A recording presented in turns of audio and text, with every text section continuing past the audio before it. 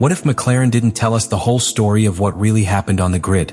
Because officially the team said that everything was simply an electrical problem in the power unit, something that forced the car to be retired a few minutes before the start of the race.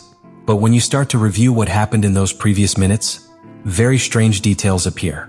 Two cars from the same team with electrical failures. A problem that was already appearing before departure. And a car that, being fifth on the grid, is suddenly pushed to the box just 5 minutes before the start of the Grand Prix. The most disturbing thing is that even within the team itself they began to realize that something was not right. And when Andrea Stella analyzed what happened after the race, she discovered that the story was much more complex than it seemed. Because what McLaren revealed publicly could be only a small part of what really happened with Piastri's car in China. And when you connect all the details, Norris's problem, the different electrical failure in Piastri's car and the exact moment in which everything collapsed, you begin to understand why this abandonment left the entire team completely surprised. The scene that triggered this whole story occurred in one of the most tense moments of any Formula One weekend. The minutes before the start. The Chinese Grand Prix was about to begin, the cars were already positioned on the grid and everything indicated that McLaren had a great opportunity. Oscar Piastri had achieved a very competitive position, starting fifth, which placed him directly in the strategic fight with the strongest teams in the championship. It was exactly the type of situation that the Woking team were looking for to confirm that the car had real pace to fight for podiums. However, as the countdown progressed and the atmosphere on the grid became increasingly tense, something unexpected began to happen in the team garage. What initially seemed like a simple technical setback quickly began to transform into a much more serious problem. In a matter of minutes, Piastri's car stopped responding correctly and engineers detected an anomaly in the electrical system related to the power unit, a particularly delicate type of failure because it directly affects the central operation of the car. The moment was extremely strange even by Formula One standards. The car was ready to compete, the driver prepared inside the cockpit and the grid practically complete when suddenly came the order that no driver wants to hear before a race. The car had to immediately return to the garage. Just 5 minutes before the lights went out, Piastri's McLaren had to be pushed back towards the pits, leaving a disconcerting image for the spectators and the team members themselves. The most surprising thing was that the fault had appeared very late, at a point when normally all the car's systems have already been checked several times. This generated enormous confusion within the team because, in theory, there was nothing to indicate that the car was not ready to complete the race.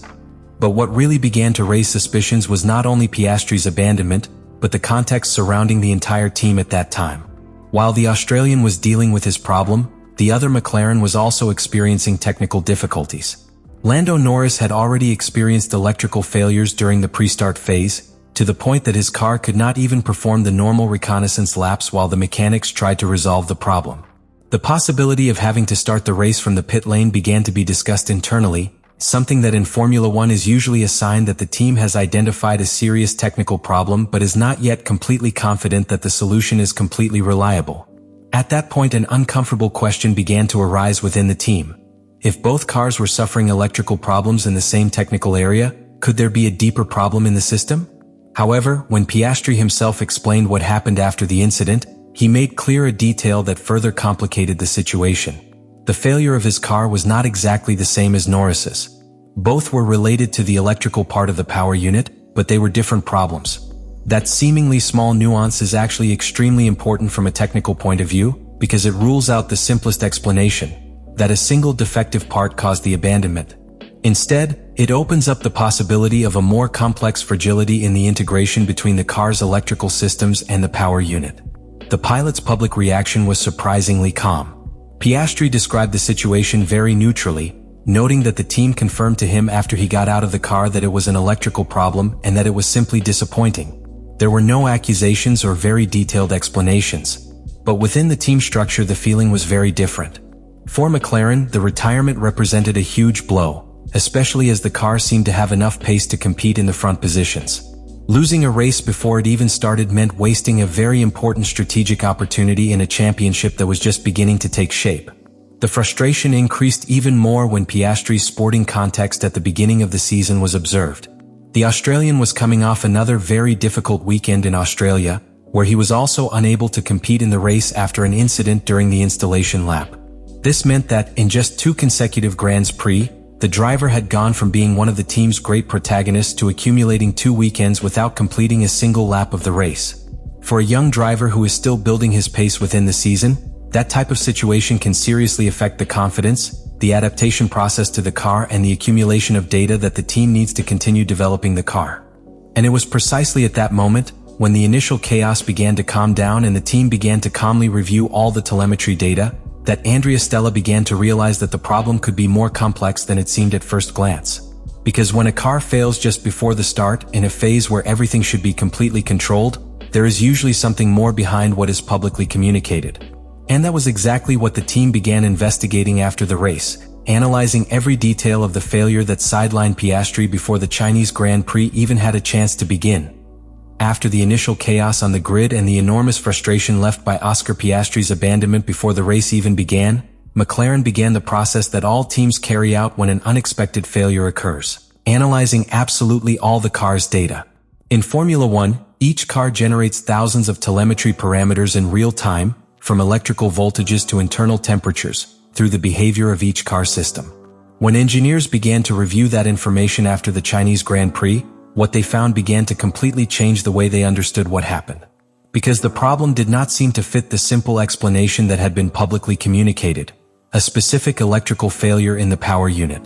In the first minutes of the analysis, the engineers confirmed something that had already been suspected from the moment of abandonment. The failure was clearly related to the electrical part of the power system. But as the study of the data progressed, a detail appeared that set off alarms within the team. The failure pattern did not match the typical type of breakdown that occurs when an electronic part stops working. Typically, when an electrical component fails, the problem is clear, localized, and relatively easy to identify. In the case of Piastri's car, however, the data suggested something different. The system had begun to behave irregularly before collapsing completely. This indicated that it was not simply a broken part, but a problem that could be related to the interaction between various systems in the car. It was at this point that Andrea Stella began to understand why the situation was so disconcerting. If the failure had been exactly the same as Norris's, the explanation would have been relatively simple: a defective common component, a manufacturing error, or even a specific problem in the configuration of the electrical system. But Piastri himself had already confirmed that his breakdown was different from that of his teammate. And that detail forced engineers to consider a more complex scenario. Two different failures in two cars from the same team, but both related to the same technical area of the car. In a sport where every component is designed to withstand extreme conditions and where reliability is a constant obsession, that kind of coincidence is rarely a coincidence. As engineers continued to analyze the telemetry, signs began to appear that the problem could be related to something deeper within the car's technical project. In modern Formula One, the power unit does not operate as an isolated system. It is integrated with multiple electronic systems of the car: engine control, the hybrid system, energy management, the car's sensors, and the entire electronic architecture that connects each of these elements. If this integration does not work perfectly, unpredictable behaviors may appear that do not always manifest themselves during testing or training. And that is precisely what seemed to have happened in Piastri's car. Stella's surprise was not only due to the failure itself, but also to the moment in which it occurred. Such a problem that appears during practice or even during qualifying can be managed in many ways. The team can change components, modify configurations, or even replace the entire power unit if necessary. But when the fault appears literally minutes before the start of the race, the options disappear. There is no time for deep interventions or dismantling complex systems. The only possible way is to remove the car to avoid further damage or even a dangerous abandonment during the race. As the hours passed and the data became more and more detailed, the team began to accept an uncomfortable possibility: Piastri's abandonment might not be an isolated incident. If the problem was related to the way the car integrates its electrical systems with the power unit, then there is a risk that similar situations will appear again in the future. And that is exactly what worries any team at the beginning of the season. Because when a breakdown reveals a structural weakness in the design or system integration, it is not enough to change a part. You need to fully understand the source of the problem to prevent it from happening again. This is how the abandonment that initially seemed like simple bad luck began to transform into something much more disturbing for McLaren. The problem wasn't just losing a race. The real risk was that the failure was pointing out a technical fragility that they still did not fully understand. And when Andrea Stella finished reviewing the team's first technical reports, it became clear that Piastri's retirement in China was not just another incident on a difficult weekend. It was a warning that something inside the car was still not working as it should. Let me know in the comments what you think about all this.